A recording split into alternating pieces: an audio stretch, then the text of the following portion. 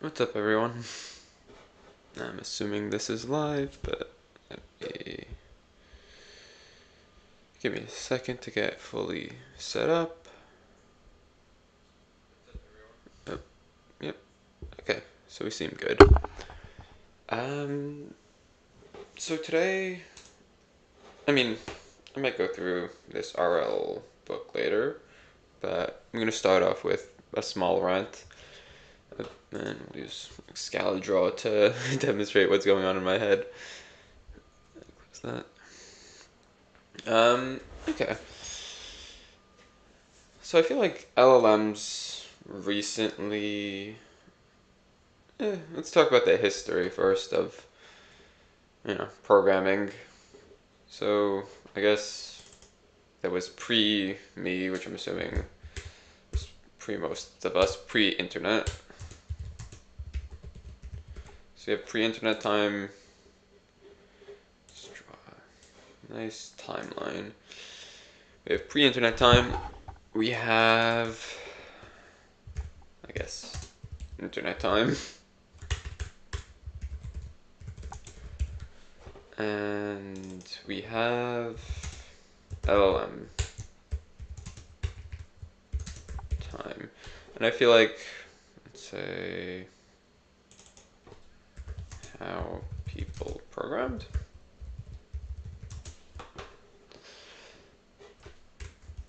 So, okay, so I feel like there's, in our history of programming, we have three main things. I mean, I don't know much about the actual history of program. This is just my take on what I assumed it was like. So, if you're actually interested in figuring out, what these are like, you probably should read an article or something. If you just want to hear me ramble, that's what this is for. So let me move this up a little. So let's start with number one, pre-internet. So pre-internet, I'm assuming most of this was probably in books. But I guess then the question is, okay, what did people do that before they wrote the books? I guess they were the ones creating the languages, so pre-books was actual people creating the languages and yeah, and I guess assembly. But we'll assume the books are made, and so you wanted to work on a project, you probably had to read through a few books if you didn't know how to make it, or you probably created everything yourself. Assuming you knew the basic, let's say you knew the basics of Python, you'd have to create all the functions yourself, and you wouldn't really be able to use. There weren't a lot of libraries, I'm assuming. I guess there was no library. I guess you could only use libraries that like a friend made or someone at work made, but there was no way for you to connect to anyone else's libraries. Um, so you'd have to create everything yourself, or you'd have to read through books to see how to implement different algorithms or how to build specific things, or as I said before, you create it yourself. Um, and this probably led to really strong programmers, but the speed in which they created things was probably very slow. So yeah, you have. I want to draw whatever. So we'll see. I want to draw a seesaw. Okay, that's sort of seesaw-esque. Put a little line. Put a little line there, or not. Okay, put a little line there, and put a little line here, and that's a pretty solid seesaw in my opinion. Okay, pre-internet. Oh, so I guess it probably, let's say this is prose side of the seesaw, I don't know why. You have better programmers, probably. And it's not like a one size fits all. I'm sure some programmers still sucked. But theoretically, if you wanted to be a programmer, you would have to really know your stuff. Like, actually know what every single component does. Uh, Cons, probably the build time is very slow. And the barrier to entry was probably also pretty high. Like you had to know someone, or I guess you had to buy a book, which is not so high, but yeah. So pre-internet, I think the main pre-internet before everyone had the ability to talk with everyone, and I mean you only could talk to people in person. You had books, or you had to create objects yourself. The pros, again, you have better programmers. Again, these people that were programmers and were able to actually program were probably top tier level programmers that would have to create everything from scratch or read about something, and then these people created books and yeah. So I feel like then people tried to, with the invention of the internet, people tried to lower this, basically building things, trying to build things a little faster, or trying to learn things a little faster. So you could build faster and talk with the community. Because in the beginning, most of the internet was just a bunch of a bunch of chat rooms. So I'm assuming some of the chat rooms were machine learning related. So internet time. So internet time, as my shirt shows. I hope. This is a Stack Overflow shirt for all the new programmers out there. They might not even know what that is anymore. We have Stack Overflow. This was, I'd say, the main. I'm sure there was other tools that I don't know about, but this was the main tool programmers used to just talk about projects. I'll throw in GitHub also uh, because also people went on GitHub, looked at other people's code, learned from that. But the main, if you run into an issue or you have any problem or you don't know how to do something, you go on Stack Overflow and usually figure it out. Like linked list, Stack Overflow, list Python, Stack Overflow, and you used to have to just Google whatever you didn't know. Let's say, for instance, you didn't know how to linked list worked, and you just really needed to implement it. So you could just simply go to the website or Google it.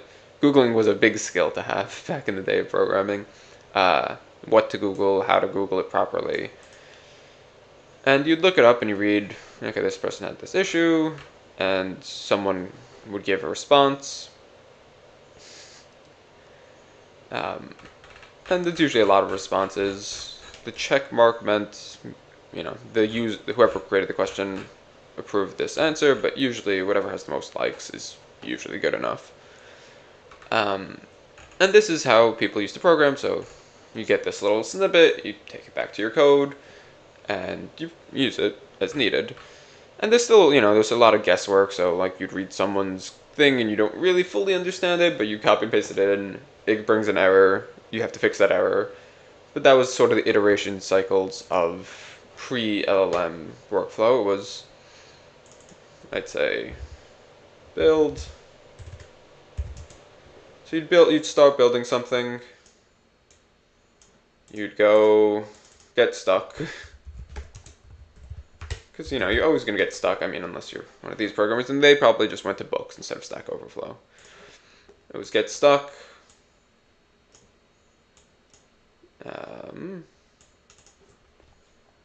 Then Google or Stack Overflow. And then from there, you'd probably build again. And it was this endless... I actually wanted to add something else. It's probably Google... This would be... yeah, whatever, it's fine. Let's say build. Even though build is probably just dealing with the bugs you got because you just copy and paste code from Google. And I'd say...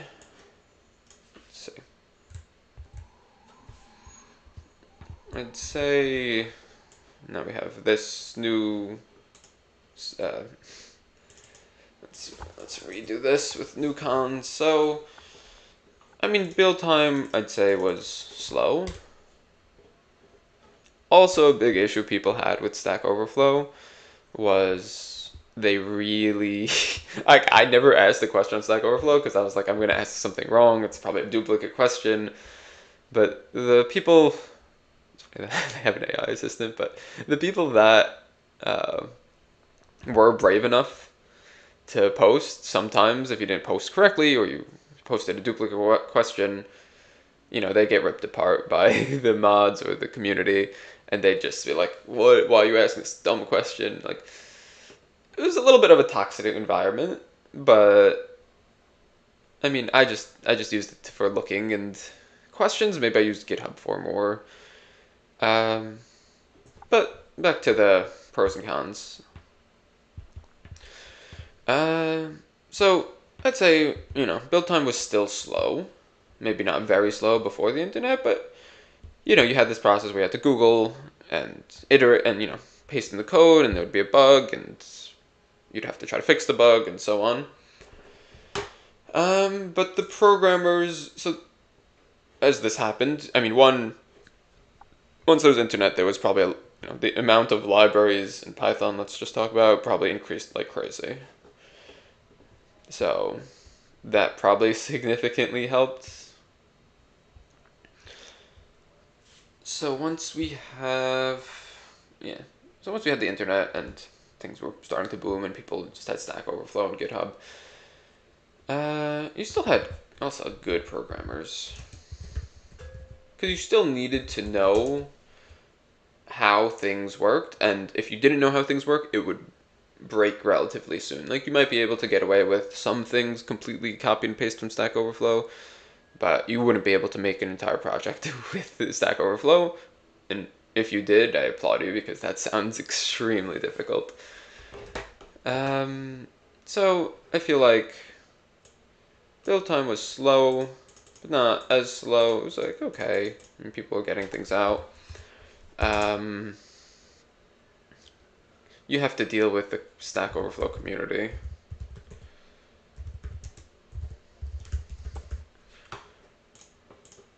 I know. Okay, yes, I understand I'm bad at spelling.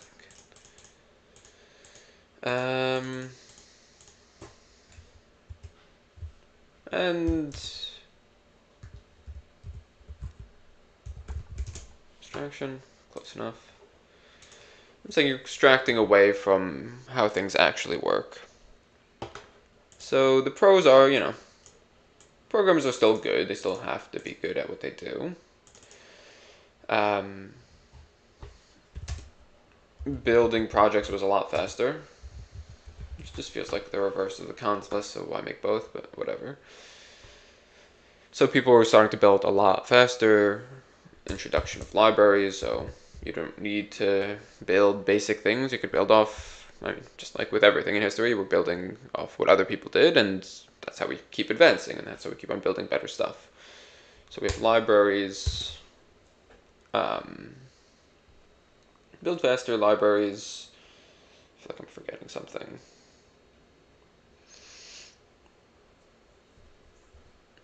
Let's think. I don't know. But yeah, I'm just going through the history of all of this. So I mean, for the most part, that's my main thoughts about this. Move this closer. Can everyone hear me all right? I'm assuming yes.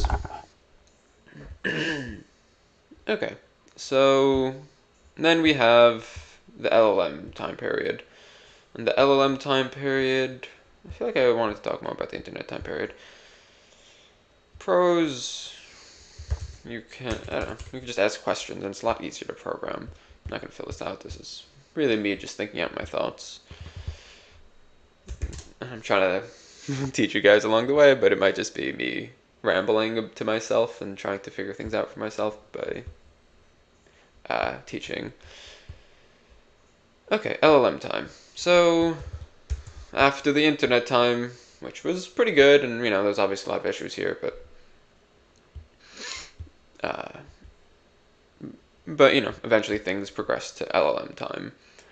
And in LLM time, I mean, you have tools like ChatGPT and Claude and blah blah blah. I don't want to write them all down. You guys know the LLMs that you have access to.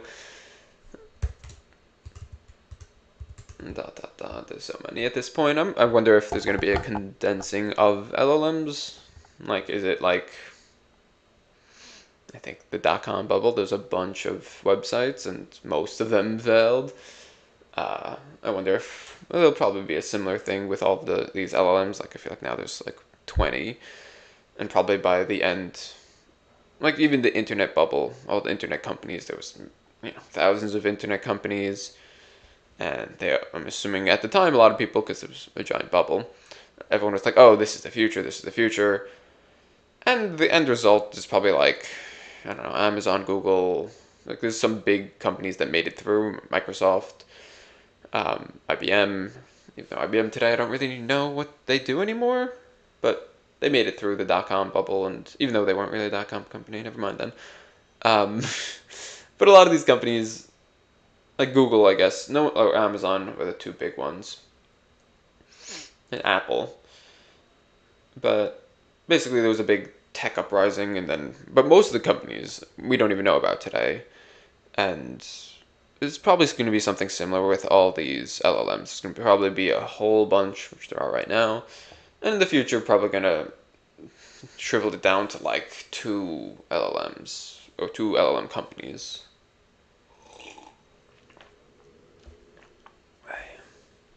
Who do I think is going to win LLM race? I have no idea. Everyone has a chance. Everyone has pros and cons. Okay. So in the time of LLMs, I feel like programming has changed a nice amount.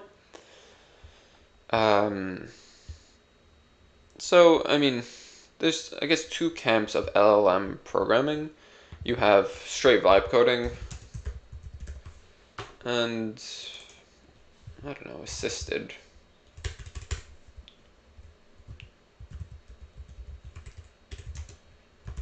Assisted coding, call. So, in vibe coding, our process is chat. I guess it's chat. Run the code. Get some errors.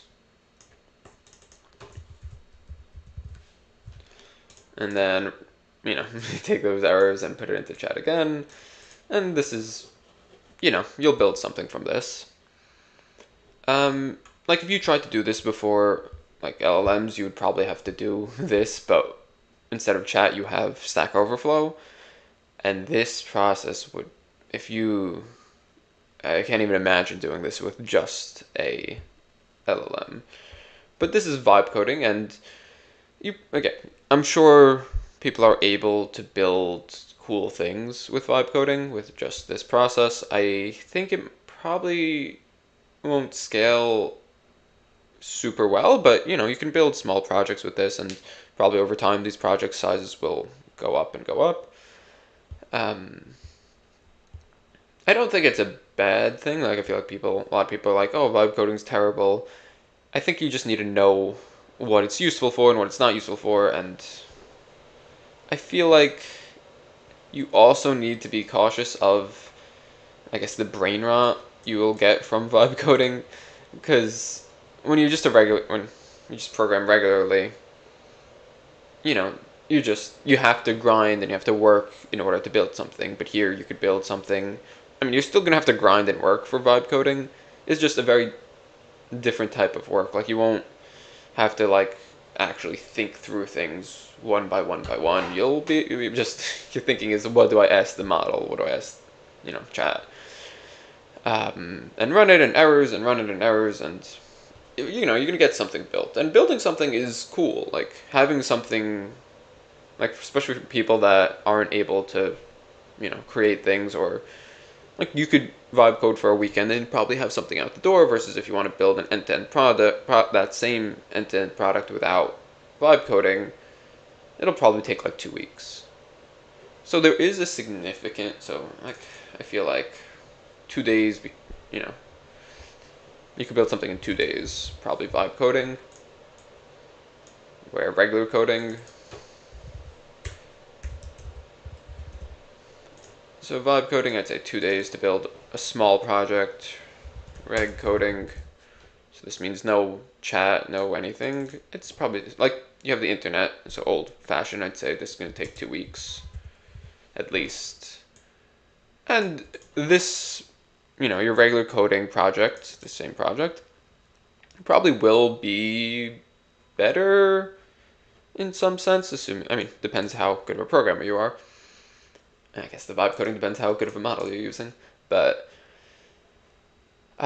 you'll understand how the project works and you'll be able to build on it more and more and more.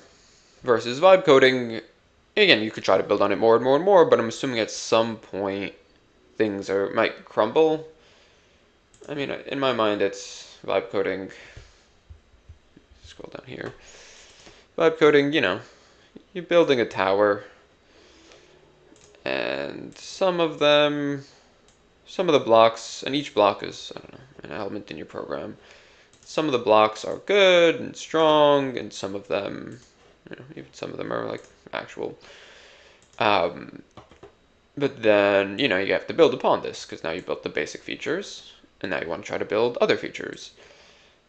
And the other features, they, even if they're solid and they're strong, eventually, it's probably not, like, it's probably going to crumble at some point. Like, you have a lot of good pieces here, but you have some weak pieces here, and having these weak pieces in is probably eventually going to make your big project crumble. Again, if you just want something like a tiny little project, the odds of the process failing are a lot lower, and this is fine. This is good. But you start building on that and building on that, and you don't have a strong foundation. I feel like no projects really have a strong foundation. Like, I'm a big fan of get something 80% of the way there, continue, like the fast iterations, like fail quick or whatever Facebook or Meta calls it. So your code's probably not going to be great in the beginning anyways, but at least you understand how that code works, and you'll be able to, where to fix, where the flaws are, and even knowing where the faulty bricks are. Like, okay, I know I'm doing a bad job with certain aspects, so I know I need to come back and fix it, or I know how I could fix it. Versus in LLM, you think, while vibe coding, it works. You probably think all of these are solid, strong blocks. And even if you don't, then, it's just hard. But I'd say the timeline to get out a small project would be 2 days if you vibe code it. It might be 2 weeks if you regular code it. And eventually, we'll talk about assisted coding, which I'm assuming is, chat plus coding. But anything else about vibe coding? No, I think that's it. I feel like it gets a bad rep, but it's very good for what it is. Okay, now assisted coding, and this is how I think people should program today. I could be wrong. I don't know. This is just my opinion. I think people should first, I guess, try to build something yourself, or build the basic building blocks yourself. So if you're starting a project, just start off building. Then you're gonna get stuck. You don't, then you're probably gonna get stuck. I basically think the best way to do it is this. Like, usually, like, before, or I guess once before LLM days, I think this is a very good process, but instead of Google, you use chat. And this basically allows you to know what's going on in your programs. So you'll start building, even if, I wouldn't love this, but I'd say you could probably chat this also, the basic building blocks of your thing. And no, you know what? You start building, you get stuck. So getting stuck is normal. Like, no, every programmer is gonna get stuck somewhere. So once you get stuck, you can, instead of asking Google, like back in the day, you have to go on Stack Overflow and ask these very specific questions. So these are going to be very, like, I'm stuck here. And, the Googling process sounds quick, or the Stack Overflow process sounds quick, but you have to find the right thing, and there's a lot of threads, and you have to go through a bunch of things, and this probably took like 2 hours. Sometimes it could take longer in some cases, but we'll assume on average, Googling something to find what you're missing in your code took around 2 hours. If you do the same process, this probably will take maybe, I don't know, 5 minutes to fix your issue with chat or get the answers, and then you need to, place it back into your code and so on. But here you know what everything does. It's here again, vibe coding is good. It's fine. But for big projects where you actually want to become good at programming and you want to build stuff that will be sustainable over time, and you really want to build up this big project, I think this is a very good method to do it. You start building, you try things out. Like, it's not like you build, you don't know how to do something immediately. Okay, quick chat. It's not build, chat, build, chat. It's build, get stuck. And getting stuck, in my mind, is just like you really don't know what to do. You really hit a wall. And once you hit that wall, again, it doesn't make sense to keep hitting that wall over and over again. It makes sense to, okay, let me ask chat. What was it called? Don't ask stupid questions. There's some article about how not to ask stupid questions. Is that what it's called?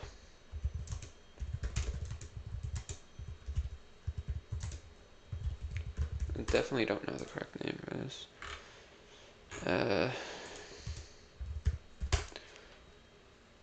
Block.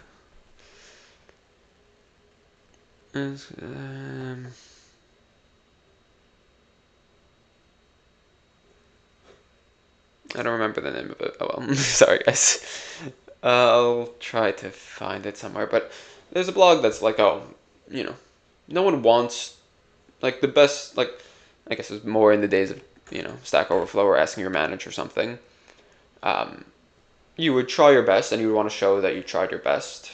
And then once you get really stuck, like, you did this, you did that, you're trying. Then you go and ask your manager, or then you go and ask Stack Overflow, and, you let them know, hey, I did this and that. This way they don't think you're just asking a stupid question and wasting their time. Like, usually you'll be able to get out of the get stuck without chat. But sometimes you will go to chat and you'll ask it. So I think the best way, in my opinion, is start building, get stuck somewhere, really stuck, not just, I don't know, let me just throw it into ChatGPT. Actually get stuck. Ask ChatGPT. Now, this process of asking ChatGPT has a lot of benefits compared to Stack Overflow. So Stack Overflow, you have to be afraid what to ask. The responses might not be good. You're quite like, so there might be questions that someone already asked, but it's not exactly tailored towards you. So chat will tailor it towards you. Will answer nicely. Won't make fun of you for asking a dumb question. I mean, you probably should try to figure out the dumb questions yourself. But it's safe. You don't actually have that fear anymore. Instilled into you by Stack Overflow. But, build, get stuck, chat. So this chat process is really, could speed things up tremendously. Because now, instead of those 2 hours you have to do for getting stuck, it's 5 minutes. And then I feel like there's, implementing it back into your code. So you understand, maybe not exactly every single aspect. I'm not saying you have to truly understand every part of your code, but you should at least have an idea of what everything is doing or what it's trying to do. Like, here you have no idea what any part of your code is doing. You're just hoping for the best. Here you know what every part is at least attempting to do. But yeah, I think this process, I mean, to be honest, this is my ideal. This is what I want to strive for. I very easily could do build, chat, and I get lazy, and I don't want to get stuck, and I don't want to go through that hard trying to figure it out myself. With chat is so easy.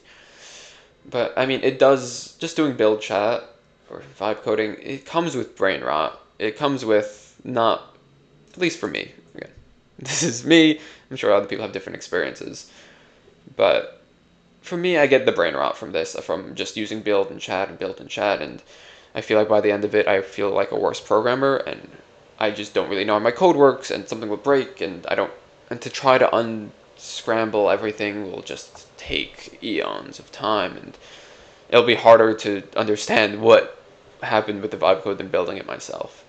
And then I'll probably have to start from the beginning or try to unweave what it's built. But this is, my ideal version of how I would like to program. Sometimes, I'm going to fail, and sometimes I will just do build to chat, but getting stuck is a big component. And just using it as, the olden days, how the internet, we used to Google stuff. So just using it that same exact way. So you build, you get stuck, you Google. You build, get stuck, get Google. Build, get stuck, chat. Back to the time frame. So let's say you're building a small project. You could vibe code it in 2 days, and it'll probably be decent. You could create it in 2 weeks, just regular coding, no. And when I say regular coding, I mean you have access to Stack Overflow and Google, but not Google AI Assistant. Assisted code, I'd say. Give me a sec.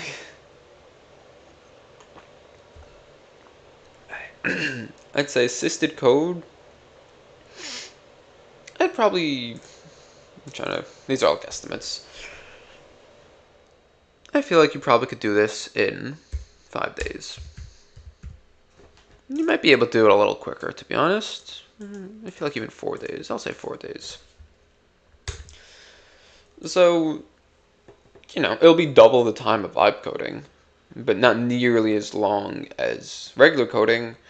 But when you build this way, you'll know what each component of your program is doing to the same extent as this one, with a speed boost from vibe coding. So, if you're building your thing, all your blocks will be pretty solid if you do it this way. If you're building up a project and, each block is a component. It's a big one. But I'd say, not all of these are going to be perfect this way. Like, you're still not going to fully understand every aspect of your code, but you'll be able to understand it where you'll be able to add things and build upon it as time goes on. And you'll be able to build this into a big project if you do assisted coding. And you will get a significant speed up because you don't need to spend hours Googling and debugging things into the correct place. And again, there will still be a little bit of that, but that's my take on it. Yeah, so thanks for listening to my rant about the current LLM space and the history of LLMs or history of coding. Okay, anyone have any questions or thoughts about this? Let me know. I think I'm going to move on to just learning some RL.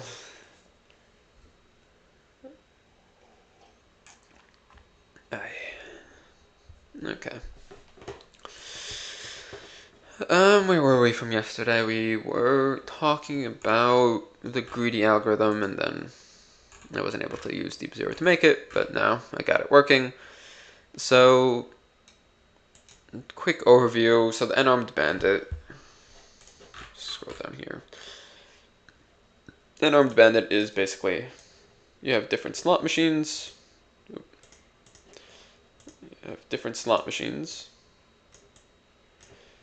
It's all different slot machines, and they all have, let's say, a probability of win, PW. It's PW1, PW2, PW3. I guess that's the probability in which you'll win the jackpot. And you don't know. I want to draw a little person. Let's assume this is you. I'm amazing at drawing. I don't want to hear it. Okay, this is you, and you need to decide, which slot machine to play. You're here, you're going to play 1,000 times. So you want to try and maximize your winnings, obviously. So you want to know which slot machine to, and you don't know anything about these slot machines in the beginning. So, there's a few different methods you could go about. You could say, I'm going to try slot machine 1, and let's say I win $1. Then I'm just going to continuously play slot machine 1 because in my mind, this has given me $0, this has given me $0, but this has given me $1, so I'm just going to continuously play slot machine 1. This is just a greedy algorithm. Let's copy and paste this. And then we have epsilon greedy, which I'll just call E, because I don't know how to make an epsilon on my computer. Epsilon greedy algorithm. And this, so let's say 90% of the time, you're going to go with whatever gives you the best results, so the average best results, let's say. And then 10% of the time, you're going to randomly select one of these. And when you randomly select, you'll basically learn about the environment, so you're exploring the environment. So maybe, no, stop. How do I'm stuck. Escape? Nice. Okay. How do I... So basically so 90% of the time I will take whatever's best. 10% of the time I'll try out, these two. So maybe the first iteration, I try out this one. And the second iteration, I do the same because it's part of the 90. And this time, I don't know. I don't make anything, but the average is 0.5 now. So I'd still go with that. But let's say this is a exploration step. So now you've played, so this one you're going to basically randomly choose one of these three, and let's say you choose 2. And 2 gives you $100. So now you're like, oh damn, thank God I didn't do this method, because this method I would just keep on playing machine 1, but maybe machine 2 is a lot better because I got $100. So now you're going to continuously play machine 2, but there's a 10% chance that you're going to explore and try out a different machine. And that's the basic understanding of epsilon greedy. And, eventually you're going to play all 3 of these, and if you play this enough times, you're going to find the best machine, and you're going to play that a lot more. So that's simple epsilon greedy method. Let's try, I used deep zero to basically make a question. I don't know how good it will be. I did not try that out yet, so we'll see. Okay. I'm gonna epsilon greedy action selector, decision making, okay, and reinforcement learning implementing. Selects an action using the epsilon greedy strategy. This function should take 1t array of q values. Okay. Representing expected rewards for each action. Okay, so you're going to have a list of expected rewards and the q values, and a float epsilon, which is the probability of choosing a random action instead of the best one. Okay. The function must return index selected actions and integer. Okay. So it sounds like we have the q values, which is in our case, basically we know the estimated values here. So we'll have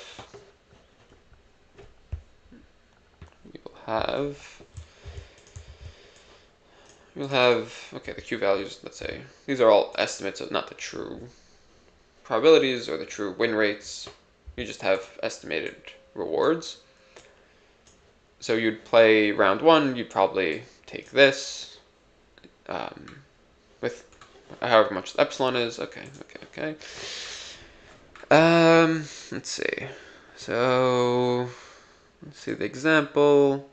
So we have the list of q values. We have an epsilon of 0. So 0 just means we're going to do the most greedy action always. And this would output 2. Oh, okay. This is going to output 2 because it's the index of the highest value, not the actual highest value. I mean, okay. I mean, for this question, I would prefer it to, iterate through it, but I guess it's just testing you on the idea of greedy epsilon. It's not making you update the q values, which is not part of the epsilon greedy process. I mean, this sounds relatively easy. I don't know if I'm going to read through all of this. This makes it look so difficult. What is this? I guess it's telling you how to do it, but... Oh, that's cool. If multiplied action has the same if multiple actions have the same highest Q value, one is selected randomly among them. For instance, the overall probability of selecting action A is... See, this would make a good question. This is... What's the probability of selecting any of the actions? So, I guess there's a 90% chance of you picking action A if it's the best one. Oh, yeah. So, that's cool. I like this. And then you're just trying to find out the probability of each action with an epsilon greedy methods, because it's not... With a regular greedy method, it's 100% chance that you're picking the best action. But with epsilon greedy, there's not 100% chance. So this would be a fun question to solve, which I guess I could generate a question for this. But let me solve this one first. Okay, so scroll back up. Import NumPy. And np dot random. Okay, let me go here because I don't remember the exact function for np dot random. Does this generate anything? Or do I need to rand int? What did I do? Dot rand. Will that just generate a number from 0 to 1? Is this from 0 to 1? Can I just Google this or ask chat this? For sure. But this is a lot more fun. Okay, coolsies.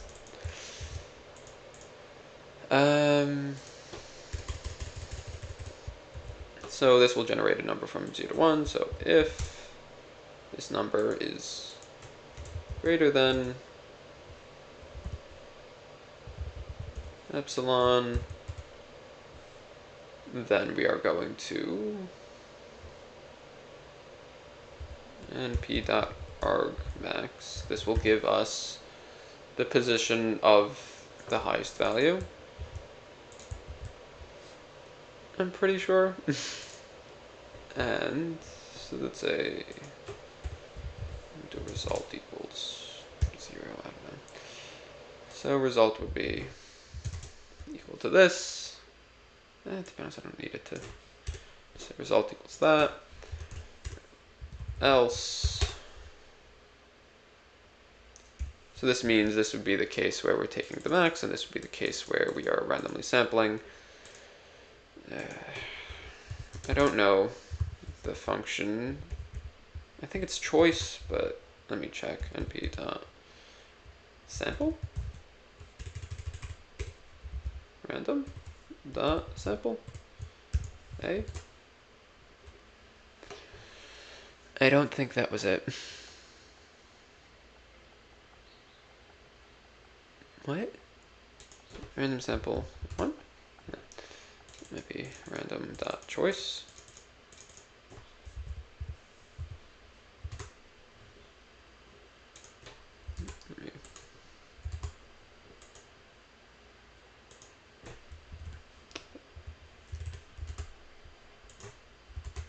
Okay, there we go.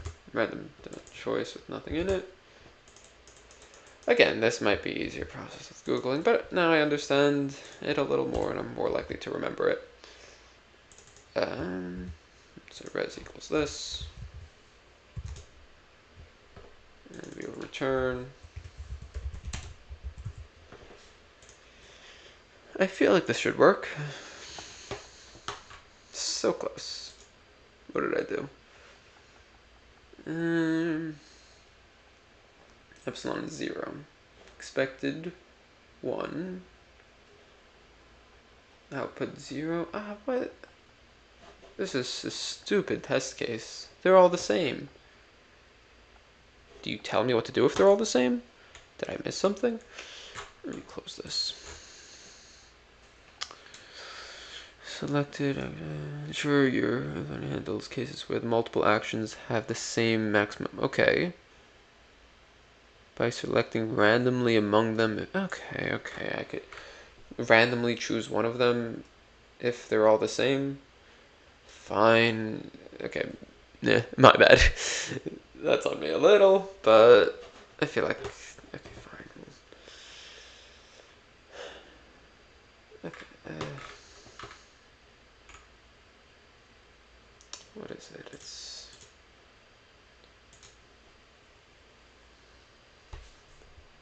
if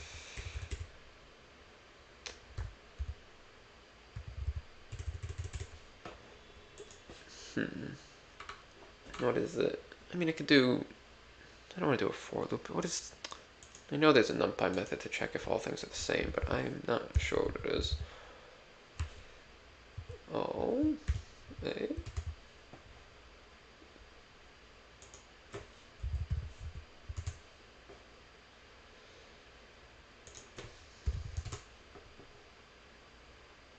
Okay, that makes sense.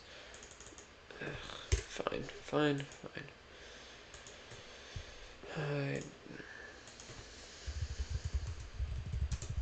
So I'm just gonna check if all values are the same.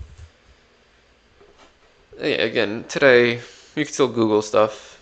I knew it was NPL, but what was I doing wrong? Fine. Let's copy this.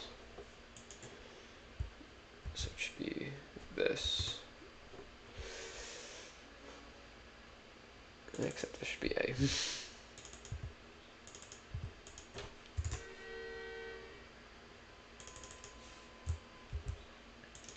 So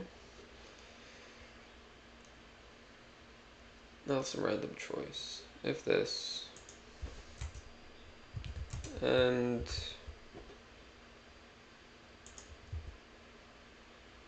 they all are the same, but this is Q values.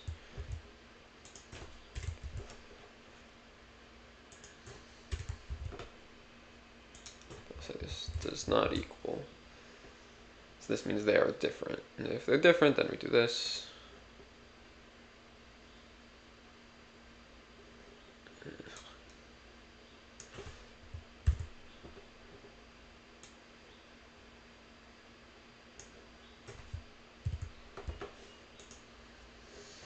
Just run this and see if that works. What did I do wrong? A is not defined. That is a good observation. How was I even doing this before?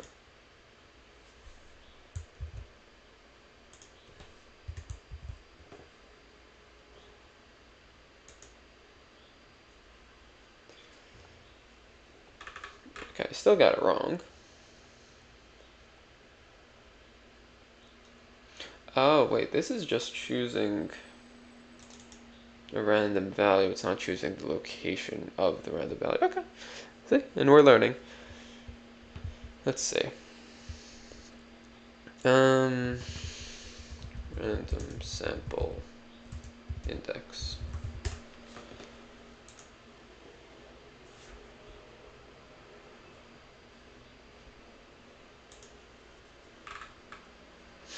I'm using Stack Overflow. Let's say random.sample.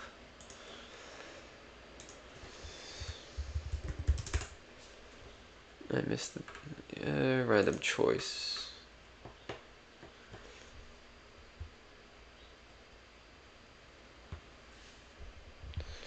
I'm using. I tried to use Stack Overflow. I didn't know what I want. Yeah, okay. Random choice. Did I miss something?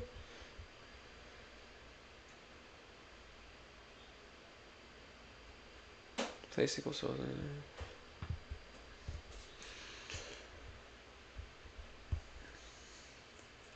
Huh.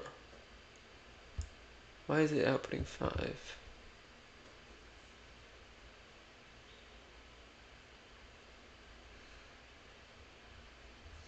Why would it be outputting 5? What am I missing?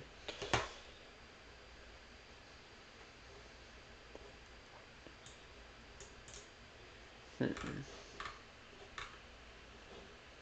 take this. Hey. I know there's a stupid error I'm doing somewhere. Just take this really quickly.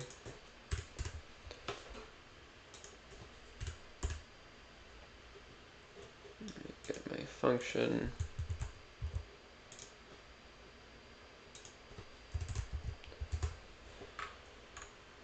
Yeah, Colin, I understand.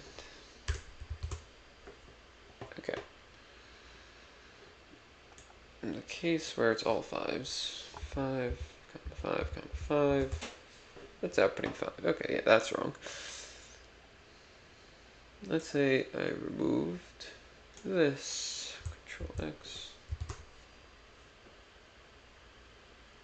Okay, that's defaults to this one, but then doesn't randomly choose.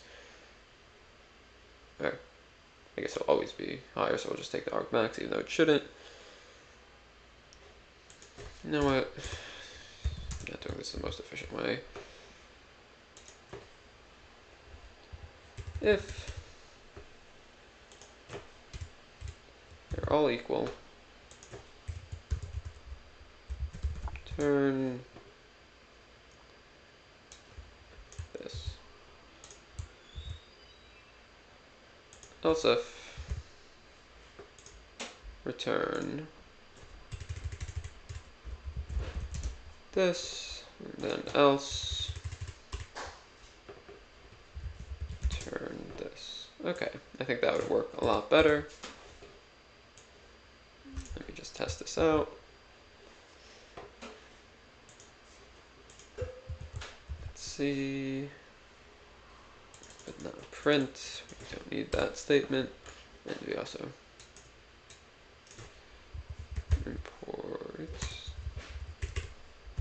numpy as np. Let me run this. And I still got it. What did...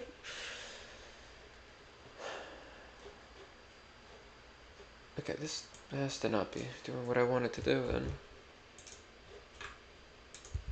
np random choice q values. Okay, so it's not.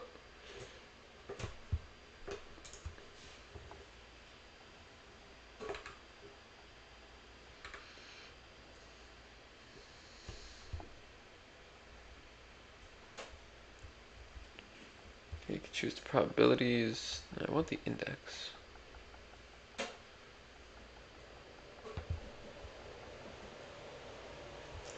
Play the random sample indices. Okay. So if I have list of 1, 2, 3, 10, 20, 30. Yeah, it's a random choice of that, not of the indices. What am I missing? Size, number of samples.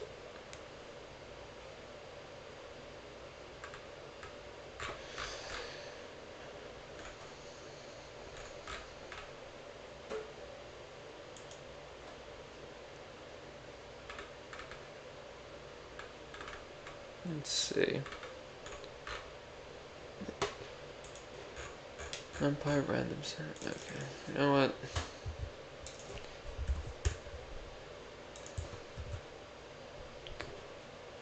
I don't want to...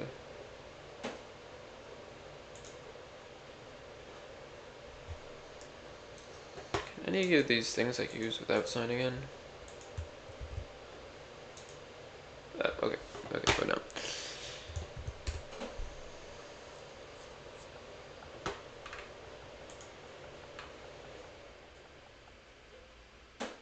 Is that what it does? Oh, I'm an idiot. Okay, I didn't see the term arrange. Erase. Fine. Annoying. I don't know why I'm getting annoyed at them for this, but I am. So it would be this length of this. Now it will give us a random indice for this method. And we will just do that here. This is for the epsilon greedy algorithm. Okay, let's run this. Now if this doesn't work, I'll be annoyed. I am annoyed. Okay. I mean, we're doing what you asked now. But I'm assuming you called this differently and that changed things up, let's see. The deep zero questions, I know I'm getting very angry at them, but they are good. It's just... Okay. They are good, but they are also... They're also sometimes slightly flawed like this. Like there's small annoyances in the questions. So yes, this we did, else... Oh, they did the reverse. Okay, less than that, then they just take a randomly chosen one.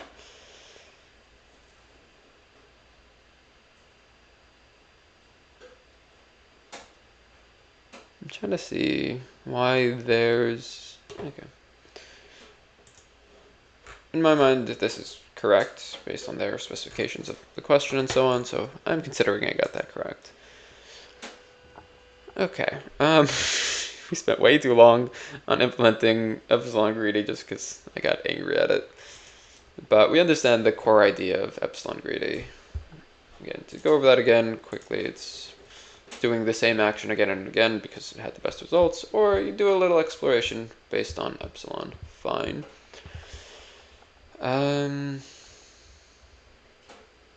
Okay.